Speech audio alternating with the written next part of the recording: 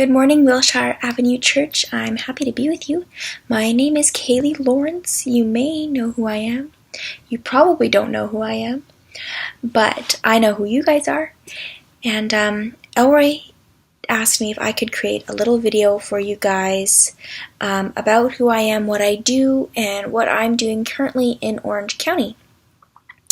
So, a little bit of who I am. My name is Kaleigh Lawrence, like I said, and I am the daughter of Rod and Colleen Lawrence, who are missionaries at Gleanings for the Hungry. You may have heard of it. You may have been there and volunteered, so you may have seen me, but I was probably just a wee little one. So you guys have been such key players in my family's life in supporting us, in supporting Gleanings, and we love it every time you guys come. You guys are so fun. We love Elroy's piano playing, so it's just a treat, and I'm happy to share a little bit about myself with you guys. So thanks for listening and watching.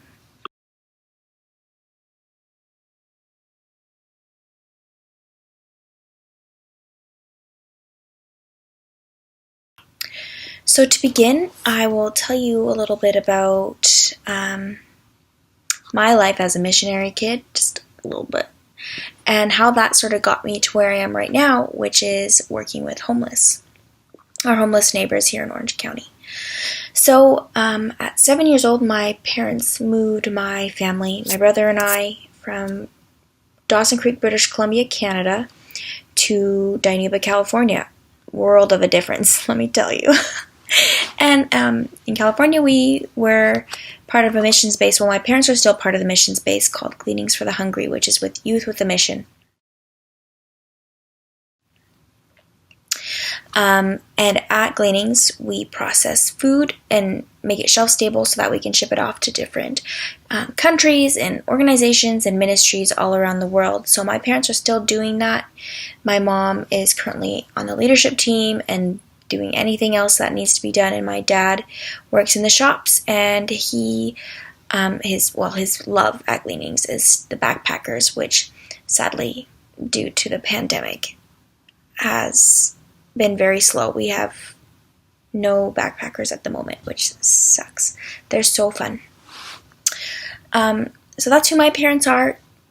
Growing up in missions, I think it prepares you and kind of fixes your mind to think of the world in a different way, and to perceive things in a different way, in more of a social justice minded way, where you see suffering. You kind of grow up seeing that there's suffering in the world and wanting to do something about that. And so that, I think, inspired the rest of my life to do something that continues to help people. I am no longer in missions. I never took a discipleship training school that most YWAMers do. My parents took a discipleship training school, or all YWAMers do that, pardon me. I decided that I wanted to pursue university education. And I wasn't sure what I wanted to do, but I knew I wanted to help people, and for some reason I knew I didn't want to do psychology, but I thought that was my only route. So I was kind of looking at psychology, stuff like that, and then I met a social worker, and she told me, you need to do social work. You would love social work. She didn't really know me very well, but she just knew I would love it. So I looked into it. I was like, this is what I want to do. I want to do sociology. And at university, I wanted to study sociology. And so, as I was making those plans kind of in high school tentatively, actually, there was a point in high school where, I did want to go into missions, and I wanted to do a DTS, and it might have been by default. As a missionary kid, you're like, oh, you're going to follow in your parents' footsteps, take a discipleship training school, and join YWAM. That was my plan. And then it changed, and I'm not sure exactly why it changed, which, for me, I think it was all a God thing. For some reason, I just got went from thinking I can't go to university, I don't want to go to university, I would fail at going to university, I can't manage it, I can't do that kind of workload. I went from that mindset to suddenly thinking that I want to go to university. I don't know why. But I think in part it was because in doing sociology, I could still continue to help people in a way that was I don't know, how would you call it? There's more expertise, I guess, in it than taking, a 5 to 6 month discipleship training school. Not that I am knocking discipleship training schools. I love them. Probably will do one day. But I decided I want to go to university. And I pursued sociology as my field of study. And then in high school I learned about human trafficking. And I learned that one of my friends who graduated from high school was going to this university called Vanguard. And she said, oh, there's a human trafficking club at Vanguard. You should check it out. So I was like, well, I guess that's where I'm going. All of these decisions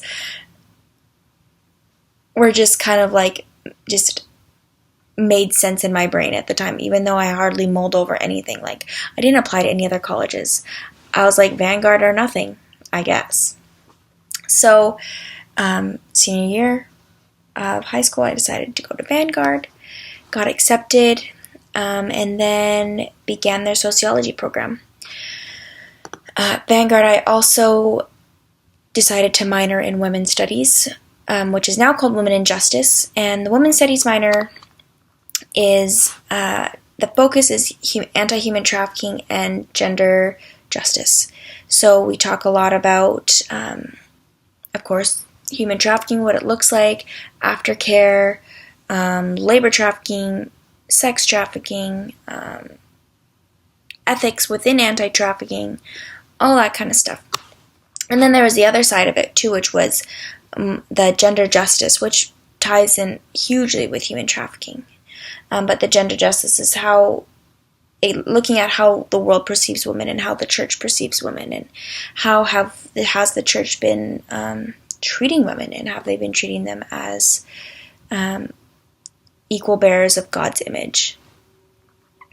And I could go on and on and on about that, but you probably don't want to hear about that. But actually, one of your members, Ruthie Hanchett, is a professor at Vanguard, and she teaches the main human trafficking class at Vanguard, and she is amazing.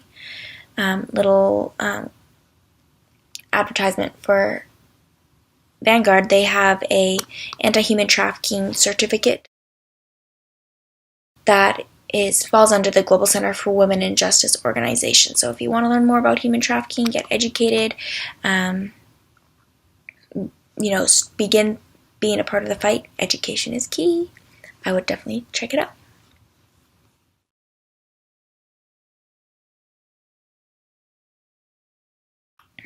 So in going to Vanguard and doing sociology, you learn a lot about a lot of different issues that are going on. Racial issues, gender issues, socioeconomic issues, child welfare, all these kind of things. And then in human trafficking, kind of the same. It very much mirrors sociology and like what you learn in sociology, because there's so many sociological factors that play in to a person becoming trafficked, and why a person is more vulnerable, or why somebody begins trafficking in the first place. So I began to learn about all these other different parts of society and how they intertwine with human trafficking. One of the main things was homelessness. I did end up joining the club, the anti-human trafficking club called Live to Free. Check them out, they're amazing. And as a club, we put on this event called Solidarity Sleep Out, where we would sleep outside for the night, and in the morning then we'd go and volunteer with an organization that was providing services for those experiencing homelessness. So I got exposed to that side of the anti-trafficking work, that side of how somebody being homeless makes them so much more vulnerable to a trafficker. So that really became part of my my understanding about human trafficking is that homeless, like, you're, as an individual in general, you're already vulnerable to trafficking. Add homelessness on top of that, and then you're extremely vulnerable to human trafficking. So, learned more about that, did some studies in other classes, that had nothing to do with human trafficking or with homelessness, writing research papers on it, that kind of thing. And then I had actually ended up becoming the president of Live to Free, the Anti-Human Trafficking Club. And it was a wonderful, wonderful experience. Ruthie Hanchy, who I mentioned before, is the coach for the club, and she just is amazing. And I've learned so much from her. And if you don't know her, you need to get to know her. She's awesome.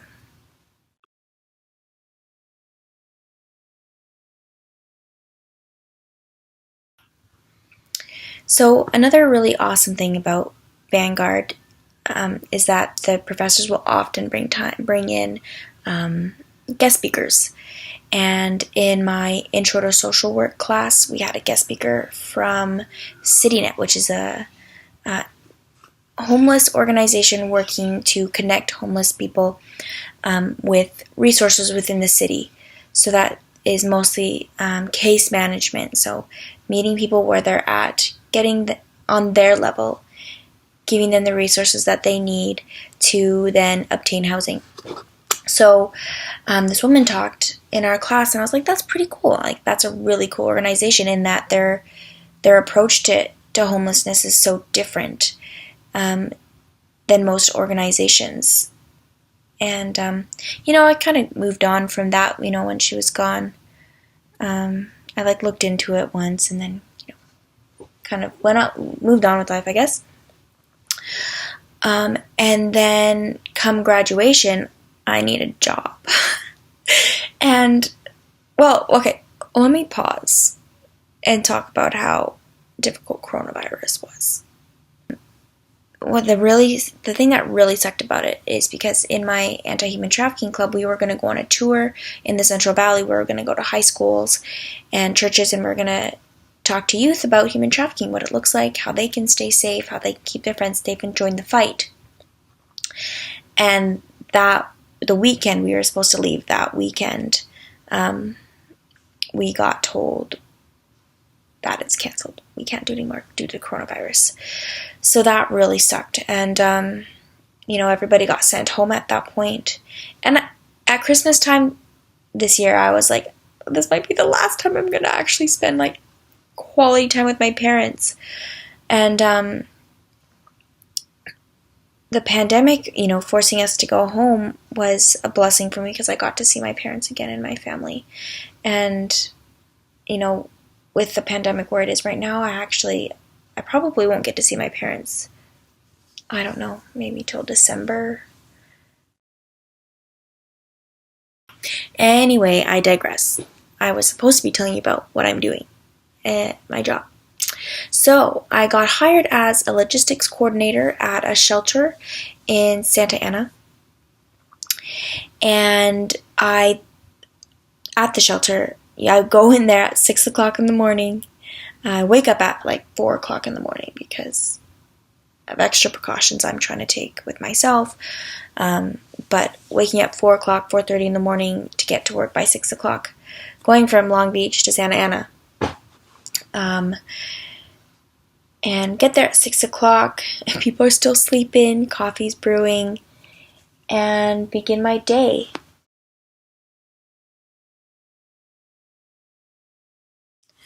At the shelter, my role as a logistics coordinator is basically to keep the shelter running, making sure clients have what they need, making sure that, chaos doesn't break loose, fixing things, serving meals, talking to case management, and talking with clients, and listening to people's stories, and just helping them with every day-to-day stuff. So we get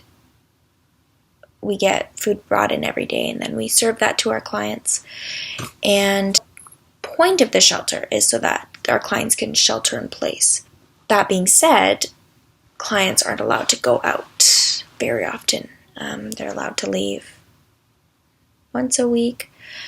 But besides that, unless it's like an emergency of some kind or they have a job.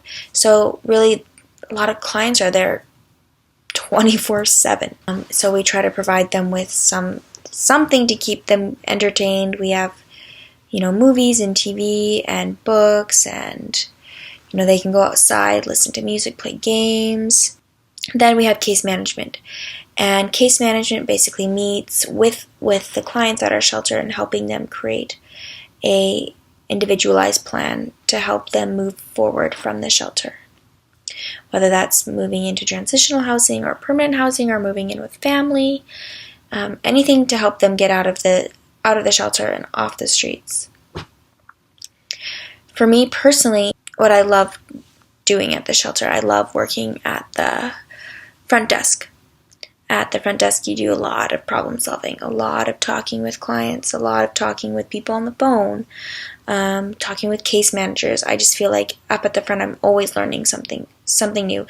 You always have these crazy scenarios going on, and you're like, what do we do? I don't know. So you're constantly problem solving, calling your manager or your supervisor, and everything. Every day is different. Every issue is different. And I've just been learning like crazy. I kind of thought I knew a little bit, but I really knew very little. I worked in a shelter, or like a wintertime shelter that was just open at nighttime. So I was familiar with the population and comfortable with them, never really having to be the one to help them with their lives. So I love working at our shelter. So what have I learned while working at the shelter and working with CityNet? I must say it's been a lot, like I said, a ton. Both in training and then also just in day-to-day experiences and watching people and interacting with people. So CityNet's amazing because they offer trainings for all their employees. Things like motivational interviewing, harm reduction, de-escalation, Narcan training. Narcan is a nasal spray that you give somebody if they've overdosed. And they just all kinds of training. Time management, stress management, self-care, all this stuff.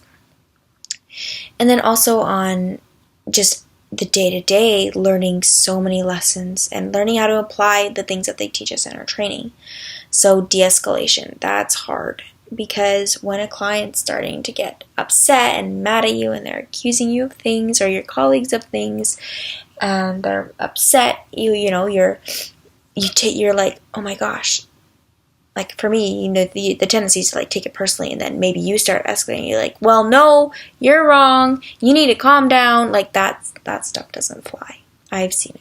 I've seen it not work. So I've really learned to how to like perceive a situation and how can I keep my emotions, not their emotions, not making them their emotions. So how can I keep mine down? How can I stop? I don't need to defend myself. I just need to listen to them. I need to hear them out, and I need to say, I understand. Well, I understand what you're saying, and I can imagine that it's difficult. Keeping calm, keeping your composure, and really, this is something that I should be applying to all of my life, especially with my family.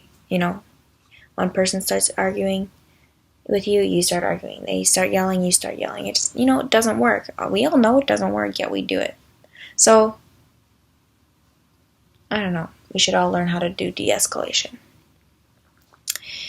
And I've been learning a lot about boundaries.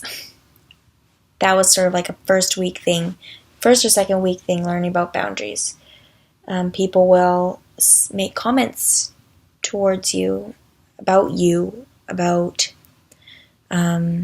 things that aren't really that appropriate to be talking with somebody, with a client.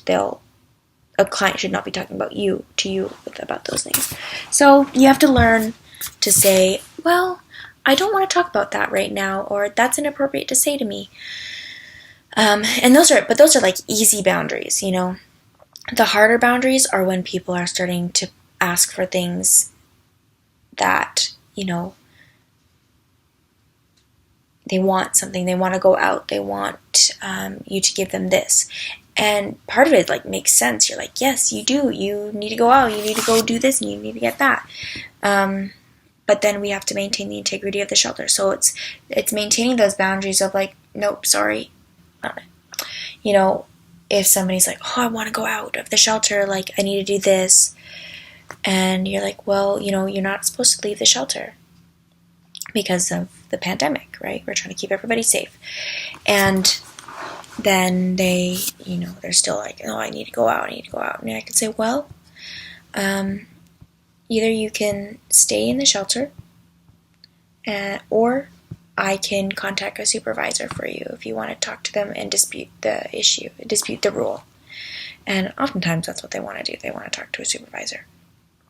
But it's just learning how can we give them options, and how can we, hold our ground instead of wavering. And it sounds a lot easier than it is. Oh my gosh.